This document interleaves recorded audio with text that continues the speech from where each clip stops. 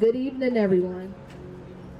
Thank you for being here today for Somerville's annual Domestic Violence Vigil. Your presence here speaks volumes about our community's commitment to standing against domestic violence and honoring the lives lost to this tragedy. As we gather here at the East Somerville Library, we come together not only to remember those who have been affected by domestic violence, but also to support one another and promote awareness in our community. Domestic violence knows no boundaries. It affects individuals of all ages, races, and socio-economic backgrounds. It is a pervasive issue that demands our attention, empathy, and collective action. In Somerville, we are dedicated to making it clear that domestic violence has no home in our city. Our Department of Racial and Social Justice is working diligently to listen to our residents and address their challenges. We are committed to fostering safe environments and providing the resources necessary to support survivors and prevent future violence. I am honored to introduce Amanda Nigel Williams, the Director of Racial and Social Justice. Amanda has been at the forefront of our efforts to ensure that every voice is heard and that we take meaningful steps towards change. Under her leadership, the department promotes equity, raises awareness, and facilitates dialogues around such critical issues. Thank you again for your commitment to this cause and for letting us continue to work together in solidarity. Please join me in welcoming Amanda, the Director of Racial and Social Justice.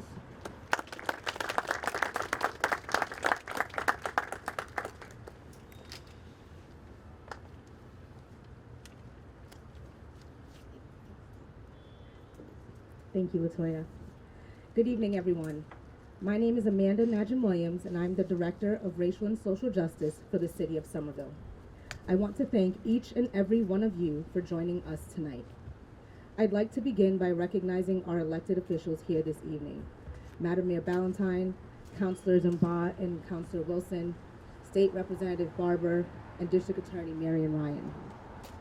And to respond, the Somerville Police Department, the Somerville Public Library, the Somerville Commission for Women, and to all of our community partners and vendors who are tabling this evening. Thank you for your help and partnership to make this evening's program happen. And lastly, a special note of thanks to my RSJ team, Stephen, Latoya, and Hawken. Thank you for your leadership and intentionality in coordinating this year's vigil. I stand with you tonight not just as the Director of Racial and Social Justice, but as a member of this community who shares your grief, your resolve, and your hope for a better tomorrow. In Somerville, like in communities across the country, domestic violence casts a shadow that touches far too many homes and far too many lives. Tonight, as we gather, each candle we will raise represents a life, a mother, a father, a child, a friend, a member of our community whose light was dimmed too soon by domestic violence. Yet even in the face of these sobering realities, I see hope. I see it in the dedicated staff at Respond who provide service, counseling, support, and more to victims of domestic violence. I see it in the Commission for Women and the Human Rights Commission, who each and every year partner with the city to host this important event. I see it in our city's elected officials, counselors, clinicians, and law enforcement professionals who work tirelessly to answer the calls of people in crisis.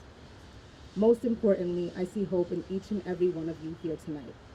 Members of our community who refuse to look away, who refuse to stay silent, who refuse to accept domestic violence as inevitable. Your presence and participation here tonight sends a powerful message. In our city, survivors are not alone and not forgotten.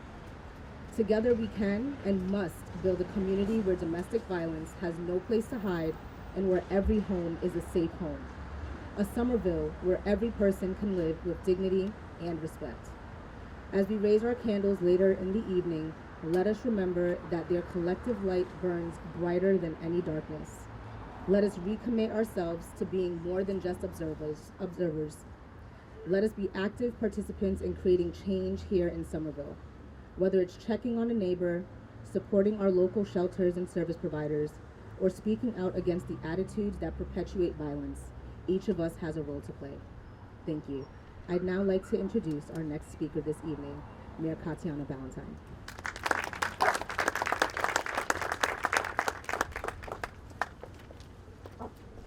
Thank you, Amanda. Good evening, everyone. I want to thank you for being here tonight. It's incredibly powerful to stand together as a community, united in our commitment to end domestic violence. Each year, we gather here to reflect, to honor survivors, and to recommit ourselves to the fight against domestic violence. And each year, we are reminded that for far too many of our neighbors, friends, and loved ones, this issue is not a distant reality. It's a daily struggle. Domestic violence is not just a personal issue. It's a community issue. It happens in silence, behind closed doors, but its impact ripples through every part of society. It leaves behind emotional scars, disrupts families, and creates deep and lasting trauma. Even though we've made progress in raising awareness and expanding resources, we know the statistics remain staggering. Nationally, 1 in 4 women and 1 in 7 men will experience severe physical violence by an intimate partner in their lifetime. But numbers don't capture the full story. They don't reflect the fear, the isolation, or the toll on mental health. They don't tell the stories of those who suffer in silence, afraid to seek help, or unsure of where to turn. That's why we're here tonight, to shine a light on those stories, to break the silence, to let every survivor know you are seen, you are valued, and you're not alone. Ending domestic violence requires all of us. It's not just about providing immediate support, though that is very critical. It's about changing the culture that allows abuse to continue. It's about fostering relationships built on respect, trust, and equity. Here in Somerville, we're committed to building a community where everyone feels safe, where every person knows that help is available, and where no one has to face violence or abuse alone. But we cannot do it alone. I encourage everyone here tonight to get involved, whether it's through volunteering, advocating for stronger protections for survivors, or simply offering a listening ear to someone in need. Your actions matter. Together we can break the cycle of abuse and create a future where everyone in our community feels safe, appreciated, and heard. I want to take a moment to thank our incredible partners in this work. To the team at Respond, to Brielle Miller for her work with the RSJ planning tonight's event, and to Victoria Hellberg, Respond CEO. Thank you for your unwavering commitment to supporting survivors and providing critical services day in and day out.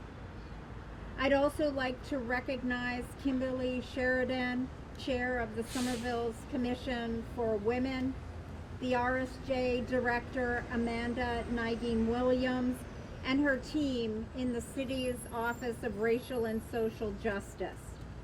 Your leadership makes our community stronger and more compassionate. As we gather here tonight, let us remember that we all have a role to play in ending domestic violence. We must continue to raise awareness, to speak out, and to take action. To those who are experiencing domestic violence, you are not alone. Somerville stands ready to help, to listen, to provide a safe place for you. Thank you all for being here tonight, for showing up, for standing together in solidarity. Together we will continue to shine a light on the darkness and to work towards a future free from violence. I'd now like to invite up Representative Christine Barber to the podium.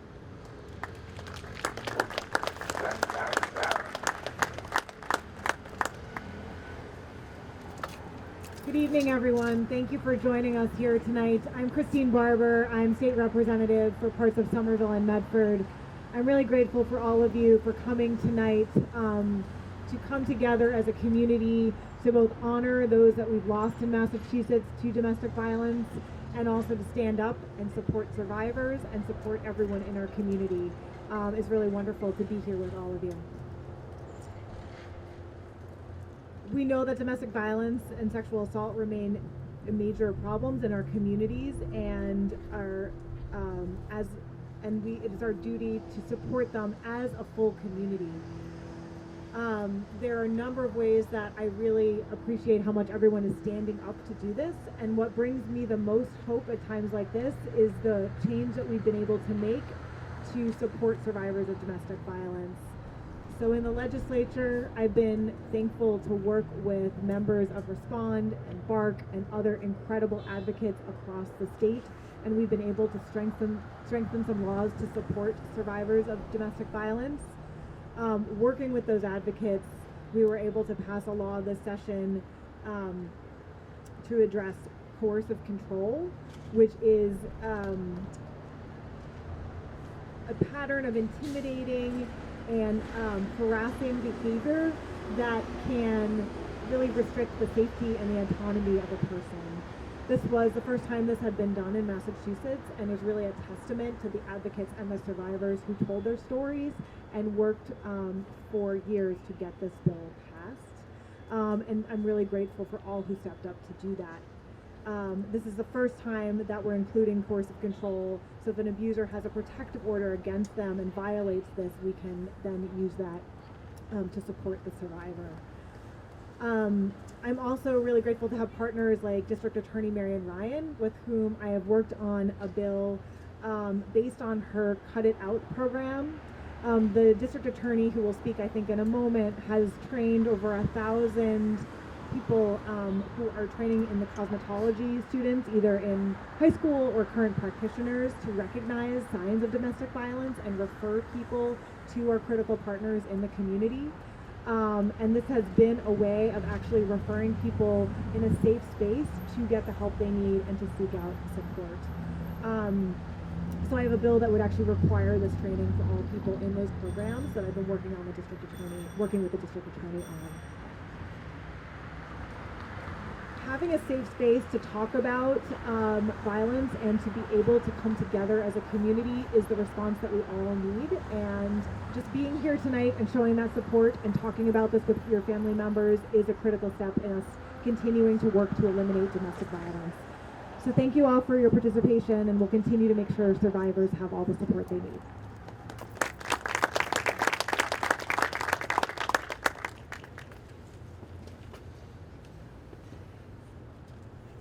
I would like to, I'm sorry, I didn't connect the new police, our new Somerville police chief, to say a few words.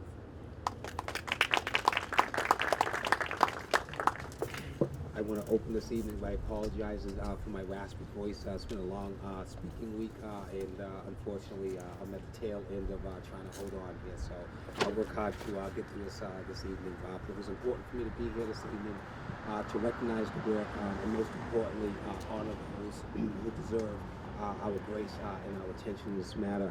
I want to thank Rep. Barber for recognizing me and calling me up this evening. Mayor Ballantyne for her leadership, DA Ryan, as well as members of Somerville Police Department, and specifically our Family Services Unit. our city council partners, as well as our colleagues in government, and most importantly, the community and the advocates that work in this space. I join you and we join you in remembrance of those lost, victimized, and impacted by domestic violence. Led by Sergeant Snyder and Marone DePaulo, Somerville Police Department is committed to investigative and proactive efforts to eradicate domestic violence from our community and holding those that choose to engage in this behavior responsible and accountable. We are looking to innovate and expand our services as we look to reimagine community engagement with domestic violence and other social services as a priority for the department moving forward. Our efforts led by our Family Services Unit and supported by our core team, our Community Affairs team, members of the Somerville Police Department in partnership with the community as stakeholders, we pledge to do this work, and together we hope to break the cycle of violence and end violence for those that are impacted by this heinous behavior. My personal and department thoughts are with all of those we honor this evening, and with that I look to welcome and bring up Sergeant Detective Schneider, who's going to share a few words. Thank you.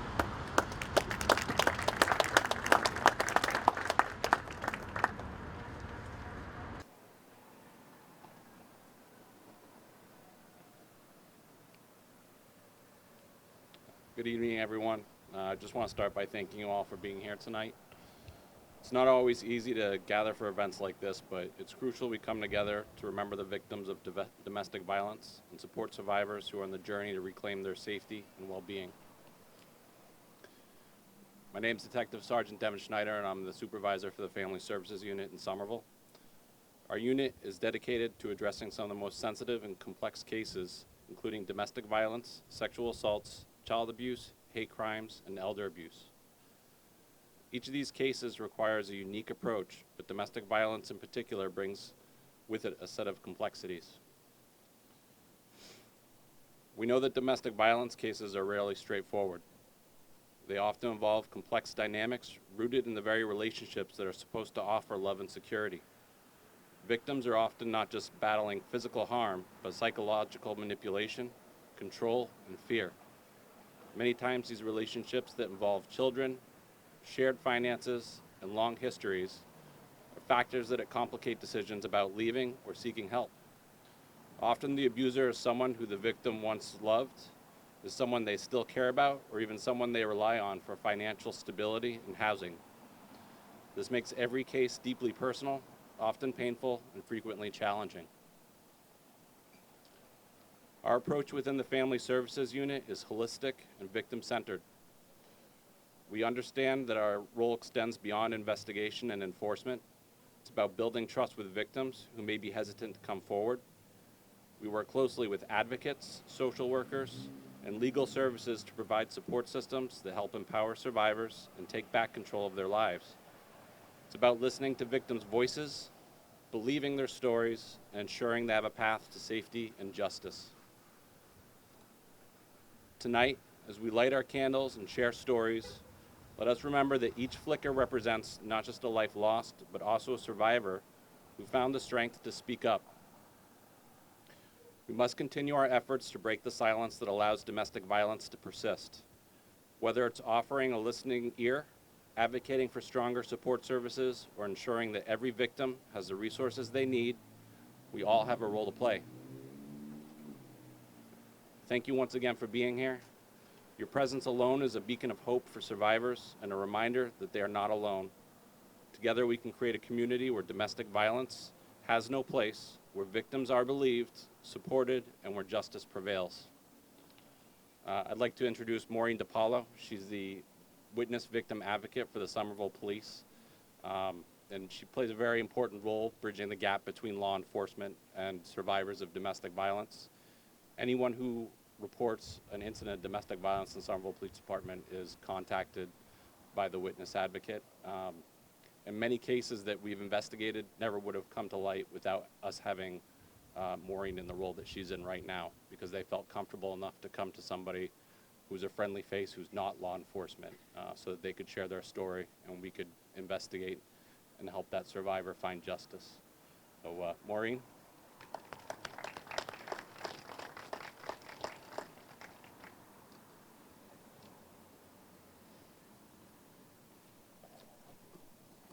Good evening.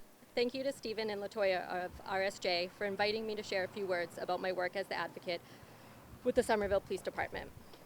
Recently, I had the opportunity to sit down with Stephen and Latoya, as well as attend meetings with the Somerville Commission for Women and the Somerville Human Rights Commission, to discuss some of the work I do that may not be known to the community, receive feedback, and discuss ideas on what we can do to bridge this gap. As an advocate, I'm able to assist anyone who is looking for advice, guidance, or support. You do not need to make a report to the police or have an open case with the court to utilize my services. There is often a stigma associated with domestic violence, leaving people to feel shame or become too embarrassed to seek help. I understand there is no typical victim, and domestic violence can affect anyone. It is important to note the Somerville Police Department does not ask survivors to identify themselves in relation to sexual orientation, gender, race, immigration status, etc. We want survivors to feel safe and build trust between us. The Somerville Police Department is lucky to have several officers available to assist with translations, as well as long-standing relationships with local service providers, who can also assist to ensure each survivor feels understood. I can make recommendations for local agencies that reflect an individual's needs and concerns, taking into account that often survivors hesitate to seek help based on cultural or societal fears. Our family service unit consists of a supervising sergeant, 3 detectives, and myself. We pride ourselves on treating each survivor with respect, while listening to their story and supporting them in choosing what happens next. Each member of the unit is trained in trauma-informed policing. If you or someone you know is experiencing domestic violence, but are unsure where to start, please reach out and share my information. Together, we can work towards a safer Somerville. Thank you to RSJ and the Somerville Commission for Women for asking me to speak, and thank you to Respond, who I could not possibly do my job without their guidance, trust, and support. And please welcome Middlesex District Attorney Marion Ryan. Good evening. Thank you to Respond for continuing this tradition and for allowing me to be a part of this discussion tonight.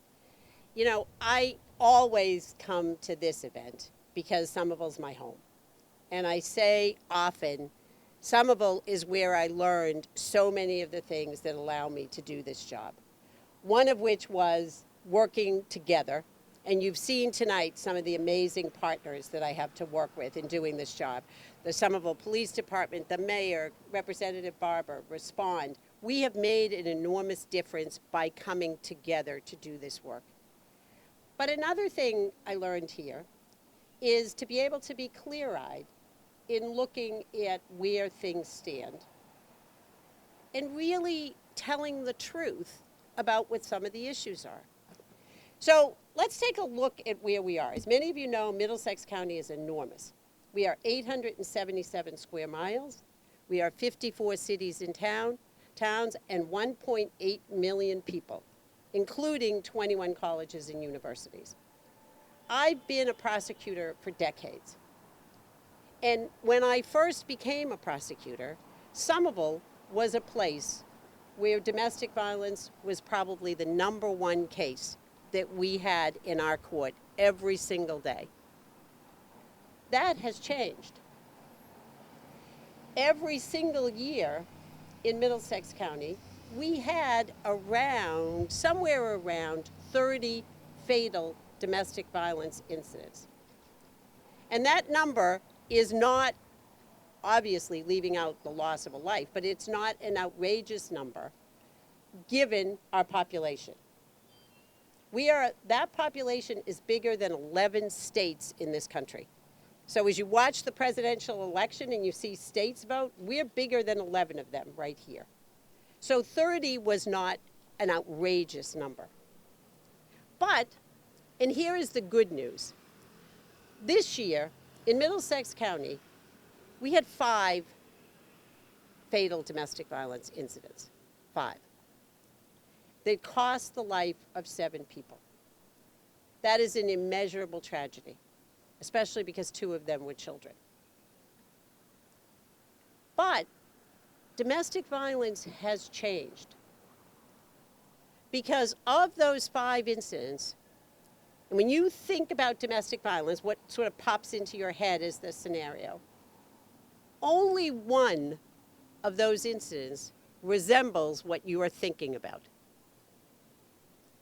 The others are situations of adult children and their parents, a whole family being taken, and most importantly to me, of the three characteristics of these incidents, the first is they involve children.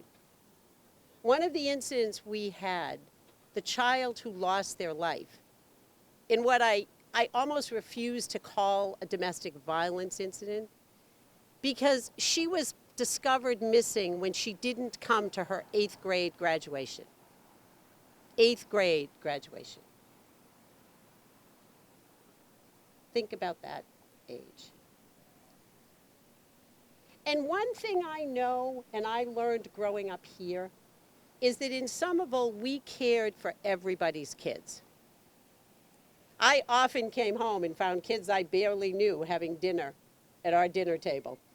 I once came home and threw my bag on my bed and discovered somebody else was in my bed because there was a child who couldn't really be home, and my mother brought them home. And we need to be doing a better job about that. We need to have kids not just living on social media. We need to really be talking to kids. I serve on the Governor's Domestic Violence Task Force, and the biggest piece is education. And right now, the need for that education is around kids, around what a relationship looks like, when a relationship is dangerous. And we need adults who are stepping up and taking responsibility for stepping in when they see those situations. And the second thing that we can learn from those incidents this year, when I first became a prosecutor, one of the weapons of choice in domestic violence cases, and this was not thousands of years ago, and it sounds so tame in some ways, was the wooden leg of a kitchen chair. People would break off the wooden leg of a kitchen chair and use that on their partner. It inflicts some terrible injuries. But this year, in all but one of our cases, it was a gun. Everybody knows that having a gun in a house increases the risk of there being a fatal incident. And yet, we're okay with that. We are okay with that. And in 3 of those cases, there were guns that were legally in that home and were not properly stored. That cannot be the case, especially when there are children or people who are struggling with other issues, because that's when we see these violent episodes. And the third is that while you can certainly argue that anyone who takes someone's life is struggling with a mental health issue, in all but one of these cases, there was a very clear, documented history of mental illness. And we just, as a society, are not doing enough about that. And we all know, I know growing up here, there were people on our street that you knew something was not quite right in that house. You knew there was somebody who was struggling. But we were polite, and we didn't call that out. And having resources doesn't help if we're not identifying the problem. And it's not meddling to step in when you know something is not right. There are all kinds of safe ways to do that. So I think we need to, first of all, think about how far we have come, because we have come incredibly far. And we have, in many respects, through some of the efforts that the mayor and Representative Barber talked about, addressed what used to be our primary problem. But the problem looks different now. And we need to be addressing the issues of our kids, of guns, and of mental health. Because if we can take that number from where it was to 5, I am confident, and I am confident especially in places like Somerville, which are resource rich, where people do tell the truth and speak and help others, that we can get that number even further reduced and protect people. That's why this is so important. It's important to think about where we've been, where we came to, and what we can do going forward. So thank you to Respond, to everyone for putting this together tonight and for allowing me to be a part of it. It's now my pleasure to welcome up Victoria Hellberg, the CEO of Respond that we've all praised so much. Thank you.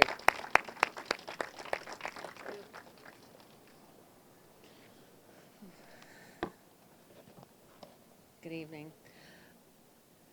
Before we get started, I would like to say thank you to DA Ryan. She always shows up for this event, and I appreciate you. Welcome to the new chief, and thank you to Rep. Barber and the DA for all the work you did on the course of control. That is such a win for survivors, and just amazing. So thank you. And to the mayor and the Department of Racial and Social Justice, thank you for having us here. And thank you, everybody who is here. As we come together tonight to honor the lives lost to domestic violence and stand in solidarity with those who continue to suffer in silence. Your presence here speaks volumes about our community's commitment to supporting survivors and raising awareness about this urgent issue. Domestic violence is not just a personal problem, it is a public health crisis. It affects individuals from all walks of life, regardless of age, gender, or socioeconomic status. Each statistic represents a person, a life cut short, a dream unfulfilled, and a family forever altered. Tonight, we gather not only to remember them, but to honor their stories and amplify their voices. At Respond, we recognize that ending domestic violence is a shared responsibility. Respond has expanded its services to meet the growing needs of survivors, and we now operate 2 distinct divisions. Our community-based domestic violence prevention division has 3 programs.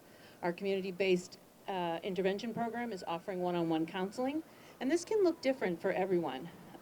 There is a variety of focus areas. A lot of our folks are working on rebuilding after leaving a dangerous relationship. Some are gathering up the courage, the strength, and the resources they need to flee. On the support line, our staff are helping clients with crisis intervention, safety planning, and lots of referrals to our other amazing community partners, some who are here this evening. Our support groups now incorporate expressive arts therapy. And our law enforcement partnership offers follow-up services to survivors who are involved in domestic violence calls. So we stand with people who are seeking restraining orders or stand with people as they navigate the justice system. And we also have our SAFER program at the Suffolk County House of Correction. And this really is a one-of-a-kind initiative providing services to survivors who are detained or incarcerated.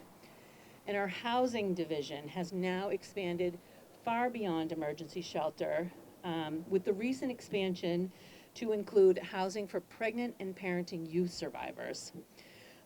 The housing division has rapid rehousing, transitional housing, and now our youth program. And with the addition of our housing program, Respond is truly able to provide comprehensive wraparound services to help survivors navigate the so many challenges that they face. All of our services are free and confidential. And if we don't have a counselor who speaks your language, we have access to a variety of translation services. Respond meets survivors where they are at in their journey, and no one should ever have to face this alone. Domestic Violence Awareness Month is a crucial reminder for all of us to recommit to this fight. It is an opportunity to educate ourselves, our neighbors, and about the signs of abuse and the resources available for those in need. But most importantly, it is a time to reflect on the heartbreaking stories behind the statistics, the lives that have been cut short, and the dreams that have gone unfulfilled.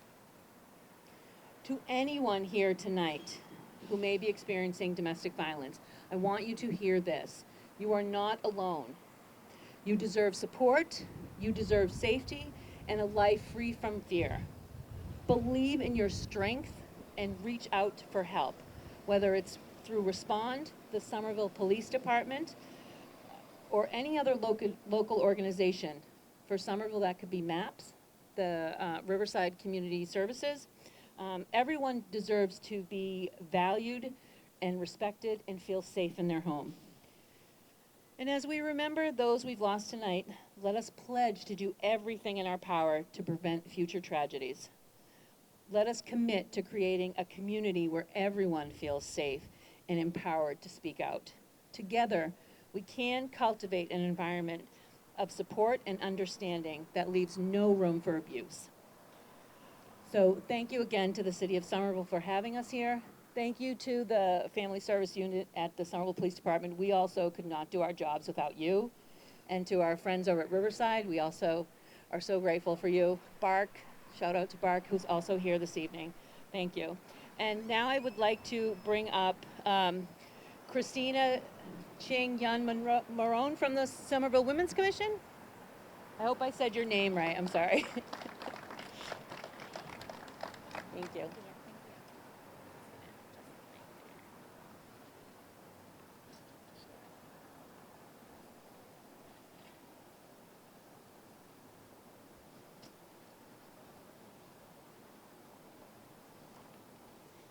All right, good evening, everyone. I am Cece Marone. I'm representing the Somerville Commission for Women.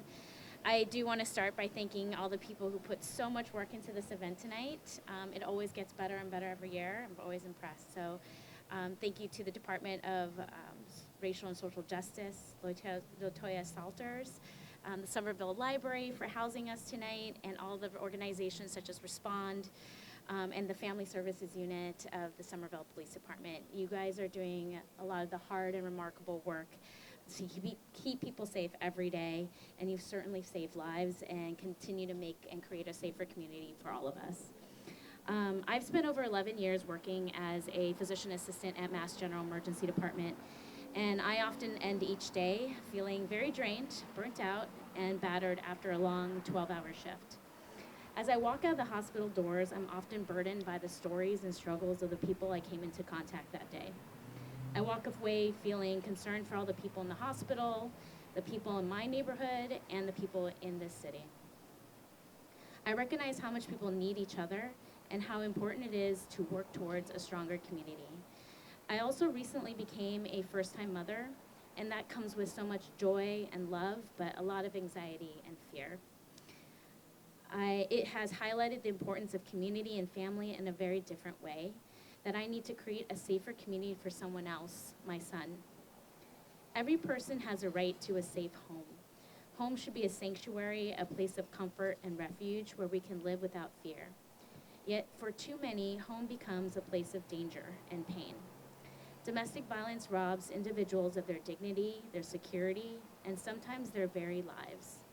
The ripple effects extend far beyond the walls of one household, impacting the children, the neighbors, friends, and our entire community.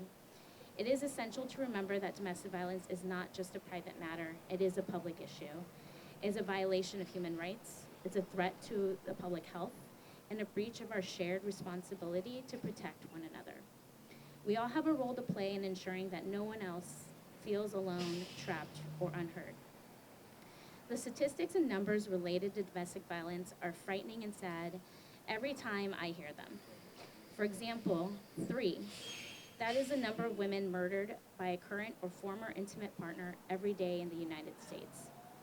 I also realize not all victims are women. 7.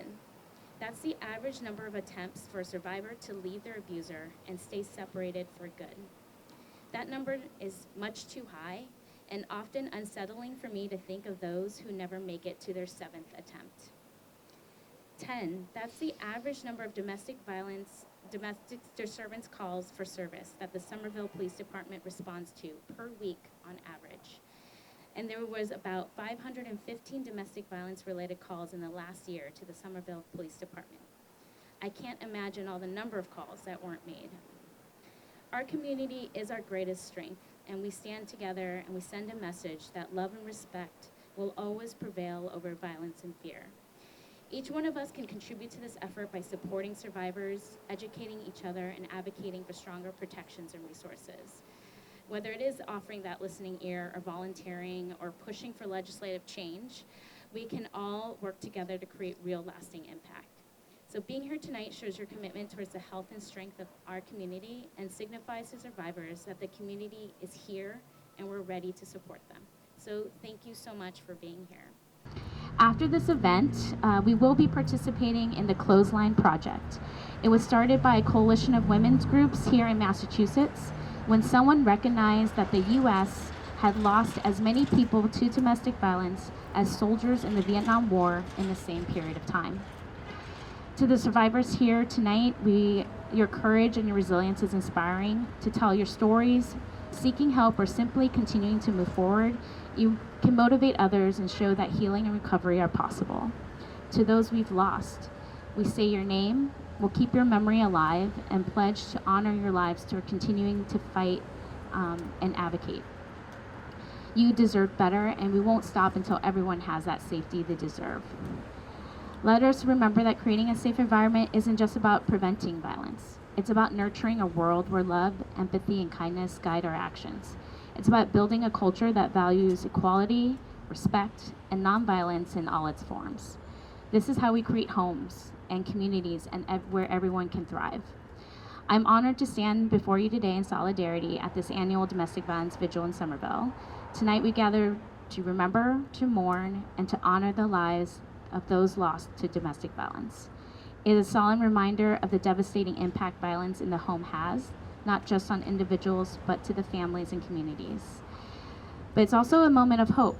We are here to come together to renew our commitment to creating a safer home, safer communities, and a more compassionate world.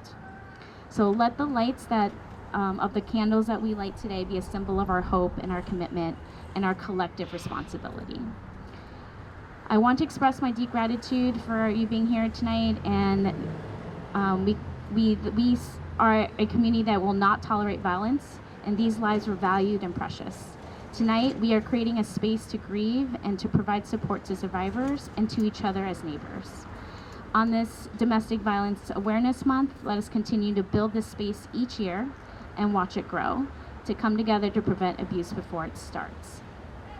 So at this time, I like to honor those lives of those who were killed to domestic violence between October 1st, 2023, and to today, October 30th, 2024.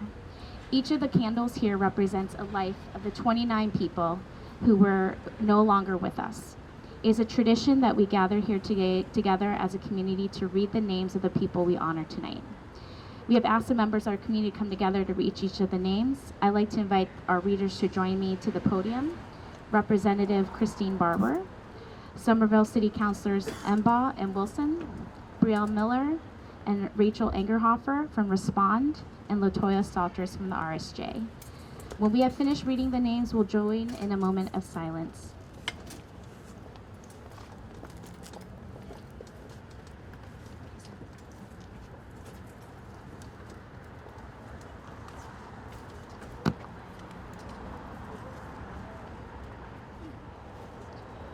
Brianne Pennington, 33, Gardner, October 22nd, 2023. Margaret Mbitu, 40, November 1st, 2023.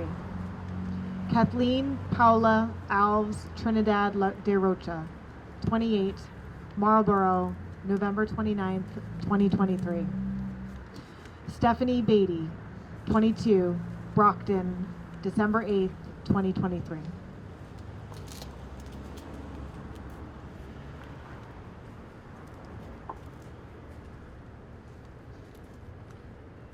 Tanya Wilkinson, 25, Millis, December 17, 2023. Diosmary Mayer, 21, Lawrence, December 25, 2023. Tina Kamal, 54, Dover, December 29, 2023. Ariana Kamal, 19, Dover, December 29, 2023.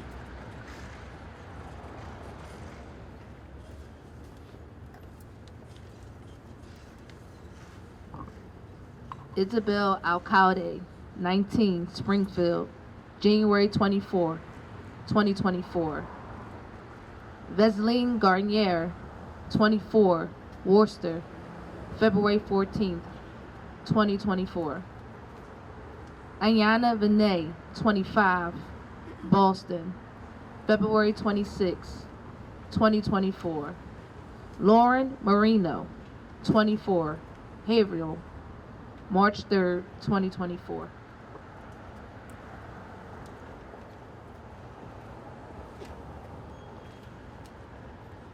Sharon Thomas, 56, Brockton, April 2nd, 2024.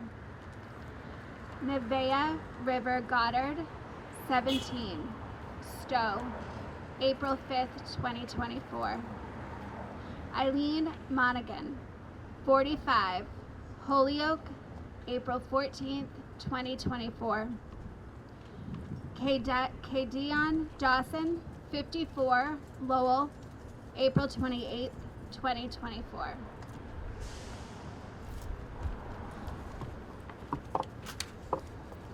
Giselle Johns, 7, Lowell, April 28th, 2024. Jeffrey Carr, 53, Leominster, May 1st, 2024. Christina, 16, Acton, May 31st, 2024. Aliana Dickey, 15, Lowell, June 16th, 2024.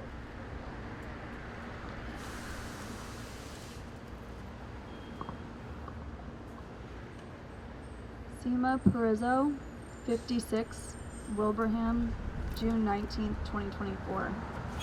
Dylan Perizzo, 27, Wilbraham, June 19th, 2024. Renato Chavez, 33, Hyannis, June 27th, 2024. Brianna Welsh, 25, Lynn, July 30th, 2024.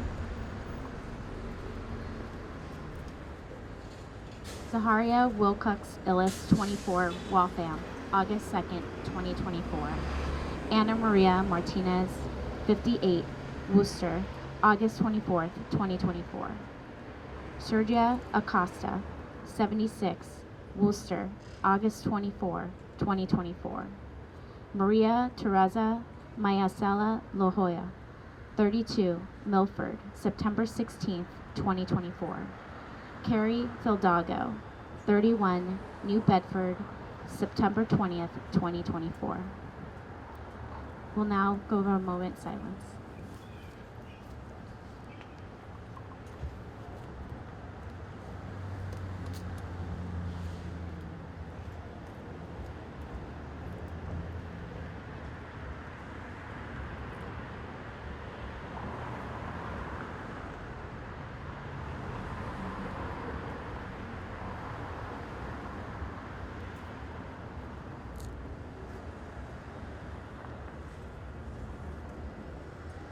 Thank you.